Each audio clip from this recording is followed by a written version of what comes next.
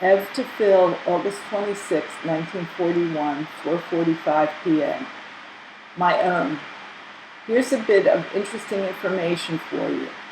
Eddie stopped in to tell us that Yale is on his way to Missouri. He is in the engineer division and will do sheet metal work. It's 1,000 miles from Philly. It's as hot as hell today. I visited Lena Tucker this afternoon while on a shopping tour of Market Street. I invited her to the demonstration Thursday night. She's as busy as a bedbug with the preparations for her forthcoming marriage, September 7th. They rented a lovely 4-room apartment at 42nd and Parkside and have it completely furnished. Page 2. They asked if it were possible for us to attend the wedding, and I told them not to count on it. Mr. Greitzer went fishing Sunday. Result, we're having fish for supper tonight. I had a good rest last night. I was so tired when I climbed into bed at 10:30, I fell asleep before I had relaxed completely. I arose this morning at 9:15. Together, Mom and I had a very tough day. But now that the worst is over, we'll take it easier. I intend to wash my hair, set it, and bathe, and if my hair is dry by at least 8:30, I'll visit our various friends and invite them to the demonstration. So much, page 3, from my side of the story. Have you learned anything about the discharge suite? Do you know exactly when you will leave for maneuvers? These questions, baby, are uppermost in my mind. Give me the answers as soon as possible, will you? Tell Sam I was asking for him, and ask him for me how he likes married life. How do you like my new stationery? Ain't it the stuff? I like the color, but white is still the nicest.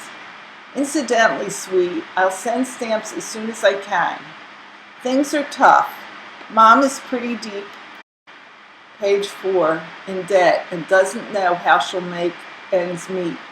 She's trying her best, though.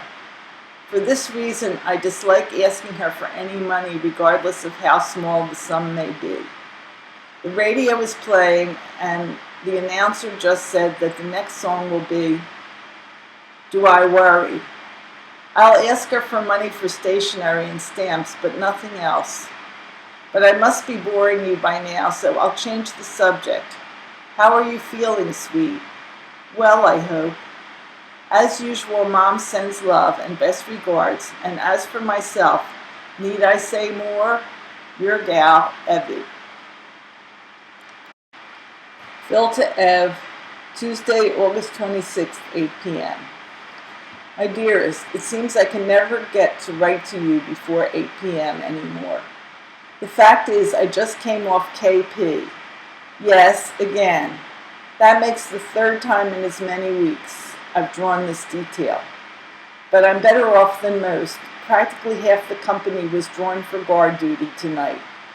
I was fortunate in missing this, anyway. I dashed out of the mess hall at supper time to see if any mail had arrived yet. Because it didn't arrive this morning, I half feared you hadn't written your daily letter. But I should have known better, for there it was, laying on my bunk, and a pleasant sight it was indeed. The contents weren't hard to take either, sweet. As a sort of reward for your efforts in my behalf concerning my discharge, I have a bit of good news for you. Lieutenant McCall walked into the barracks last night, informally, and since he is working on the discharges over at regimental headquarters, I asked him if he knew anything of my case. He told me that he remembered it, and that the letter from the draft board recommending the discharge had arrived only yesterday. Today, Mitchell, who was transferred to the MPs, happened to pass me. He immediately called to me and told me that while he was in the orderly room, he learned that I had a good chance of getting my, quote, walking papers, end quote, before maneuvers. He seemed fairly excited about it and pretty sure of his information. But I didn't get a chance to get the details from him since the truck was waiting to take him to his new regiment. This is the best news I've had for a long time, and with each day I am more convinced that I will be discharged shortly. What a day that will be, baby. I'm sorry as hell I missed Mom Sunday. I'm even sorrier I can't tell you definitely when I'll see you all again. Give my mom my love. I'm glad her vacation agreed with her. As for you, my sweet and lovely, just keep your hopes high and let it shine from your lovely eyes so that all may see and be cheered by it. Regards to all from your loving hubby, Phil.